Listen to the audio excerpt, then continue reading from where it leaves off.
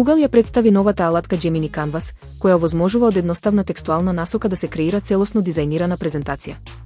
Корисникот само ја внесува темата, а AI автоматски предлага стилови, бои, слики и дури пишува релевантен текст. Презентацијата може веднаш да се извезе во Google Slides и да се доработи. Canvas може да креира outline, talking points, инфографици и квизови, што го прави корисен и за студенти и за професионалци.